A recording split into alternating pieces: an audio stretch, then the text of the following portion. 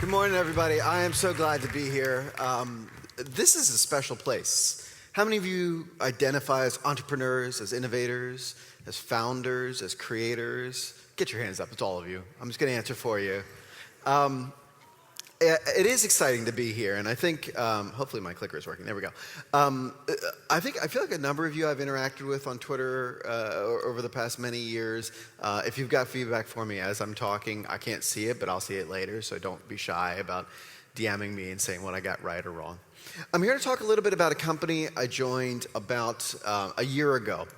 That is a good company. I'd followed them from the day they were founded back in 2000, and I'd always admired them. How many of you heard of a company called Fog Creek Software? A couple hands. I think if this were 10 years ago, there'd be even more hands, because the company's been around for a while. What it is a little independent shop, a couple dozen people, originally based out of New York, now remote all over the world. And the founders were two guys, Joel Spolsky and Michael Pryor, that thought they would create a company really around empowering people to be as creative as they can, taking care of their team, and helping them come up with innovative ideas that they'd put out in the world. And it was something inspiring. I think a lot of you probably saw last year Jason Fried from Basecamp, then 37 Signals, talking about this stuff. And it was sort of that similar vibe, these little companies that were innovative in the world. And that was something I always found inspiration in. And over the years, I can go back one slide here, I'll show you. They had built a bunch of products. One of them is FogBugs, was an early bug tracker. Joel had co-founded Stack Overflow, which pretty much every coder in the world uses to get answers on their coding. Later, the team invented Trello. This is all before my time. I'm not taking credit for any of this stuff, but it's good context settings. They had this track record of just building products that millions of people loved, that became really popular. And to do that as a little team seemed in a lot of ways to sort of espouse those values that we talk about, of being able to iterate, being able to be lean, to be agile, and to put great things out in the world. But you look at today, where I walked in, say, about a year ago, and people had sort of forgotten that the bug tracking app existed. FogBugs had sort of faded from the market. The other products had spun out. The founders had gone to run them. Stack Overflow is an independent company. Trello got bought by Atlassian. So they're out in the world. And meanwhile, you still have this company that's there, and you say, well, if products have come and gone, what is this institution about now today? And so we built new stuff. Glitch is a great collaborative coding environment called Glitch, and that's what the fish are. And then we've got a new thing launching next week called Manuscript. But the point of all that is not saying, okay, here's all this product stuff happening. I think you all understand that. You're all familiar with trying to create new things. It's that we are in the thick of it. We are a company that is not young, and by tech standards. We've been around for a while, and we are going to have to make some more hits. We're going to have to make stuff that people still like. We are going to, put briefly, have to bet the company on our ability to make something new and compelling and exciting to users in the next couple months or year. That's a big bet. It's a little bit terrifying, especially because for me, joining this company was a little bit like I had been singing karaoke of a band, and then all of a sudden they invited me to come on stage with them. It's like, that's kind of heavy. Like, I didn't know you could actually get to do that. And so those are big shoes to fill. And especially because this is a company that's not just actually about doing products right. It's about doing everything right. They had been really innovative in thinking about things like workspace, so that every coder in the company, and this is still true today, gets a private office with the door that closes. Now, a lot of our team's remote, so it's easy for them to do that in remote spaces, but we do that even in our headquarters in Manhattan. And if you know about Manhattan real estate, you can understand what a commitment that is. Similarly, they were always really, really far ahead of the curve on things like healthcare benefits. So we have people on our team, and the Americans in the audience will appreciate this. We have people on our team who didn't know the difference between in-network and out-of-network on health insurance benefits because they'd never paid a dime for healthcare the entire time they'd been at the company, which I'm happy about. If they don't have to worry about that, they're free to do their best work and focus on the things that they should be worried about. So these are a really high bar. And in fact, we'd seen other companies say, well, we saw what you did in company culture around whatever, how you give people free lunch. These days, that's pretty common. Back in 2000, that was pretty rare. And they said, if we copy that and built on it and extended from it. And the reason that's a heavy burden for me is because the most likely case of what will happen with me having come into this organization is that I'm going to screw it up. The most likely case. Most products fail. Most companies fail. Very few companies, after having had 3 hit products, have a 4th come out of the same small team.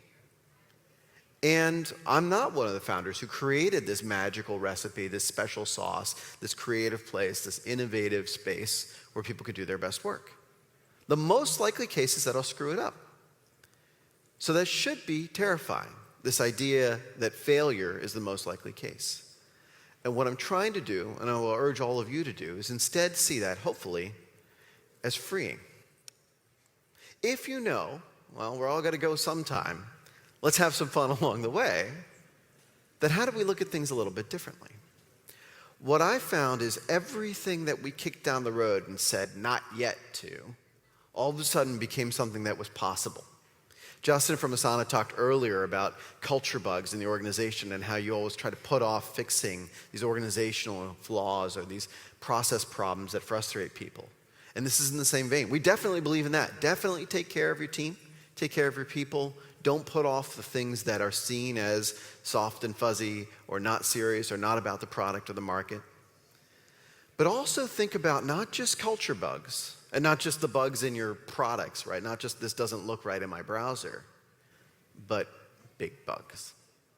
Big bugs. And what I mean by big bugs is I look in the tech world that I'm in. And the thing is, there is no tech industry. Every industry is tech.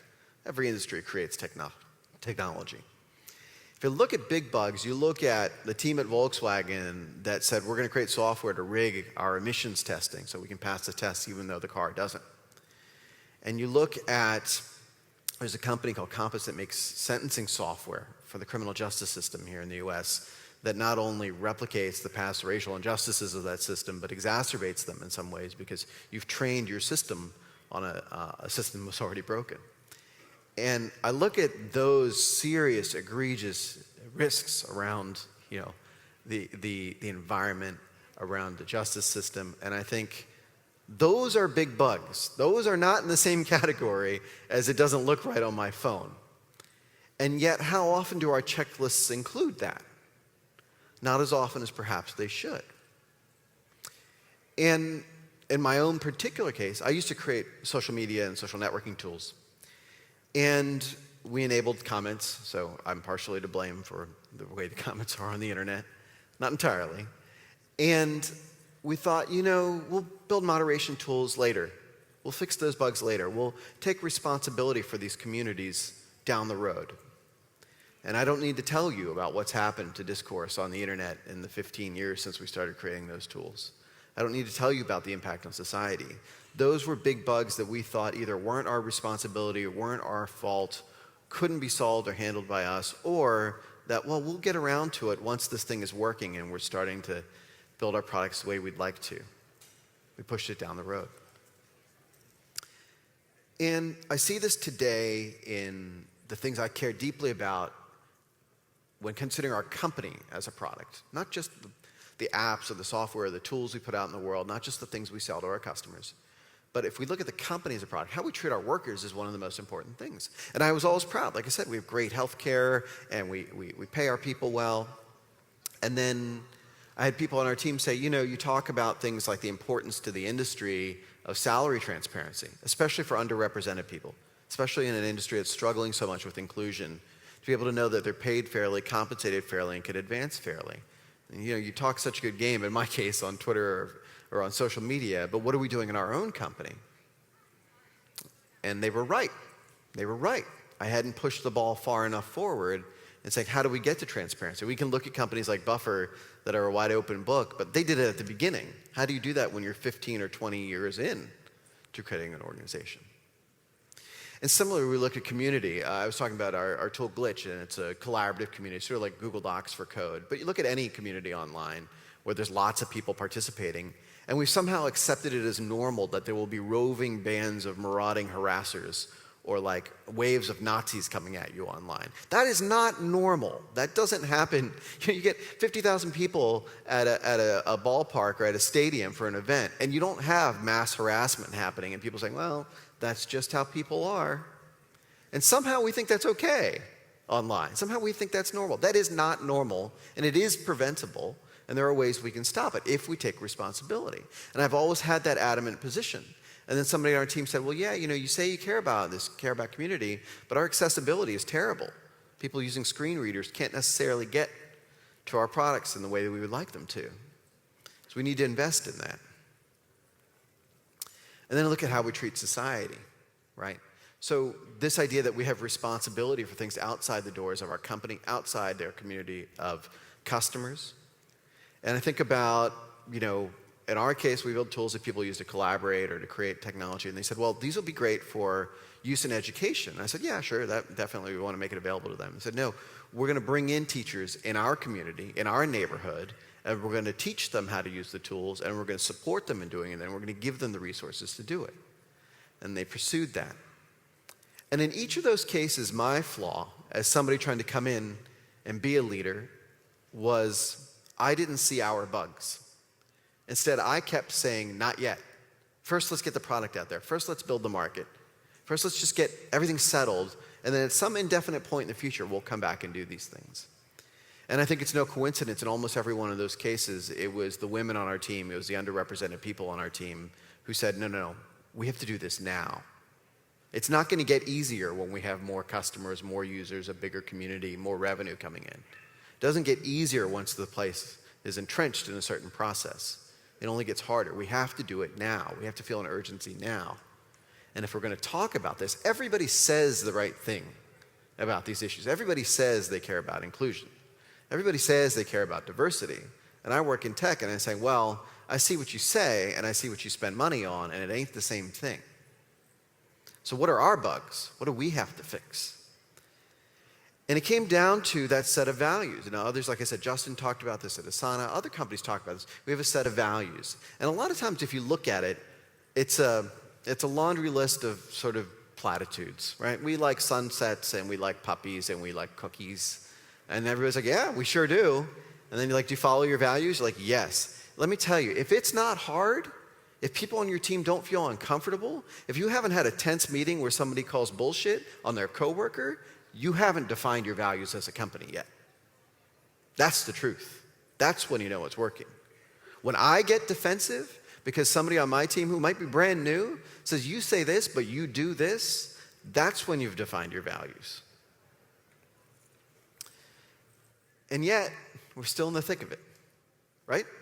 We got to make the product work, right? If we don't have the company, if we don't have something that people want, if we're not charging money for this thing and building a business, then we don't get to do all this other stuff, right? Well, not yet, it means never. It really means never. When it comes to values, not yet means never. There is no dream deferred when it comes to building an organization that cares about these things. And I say this not as somebody who gets it right, but as somebody who gets it wrong. I want to do better. I say the right things, but I haven't yet followed through as often as I should.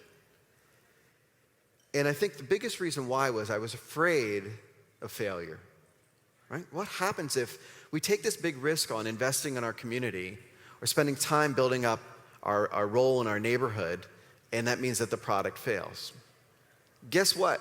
You might not do that, and the product could fail anyway. Or worse, you might not do that, and the product could succeed. Right? Because you look at, Uber, and maybe they're checking every box on an agile process and checking every box on how they are as lean as they can be given their size. And yet they still made an environment where people on their team felt harassed, felt abused, felt they couldn't do their work. Is that a success or is that failure? Are they going to fix those problems today or not yet? Risk is no excuse for not doing the right thing. It is not. It's not. And the reason I know is because I've screwed it up.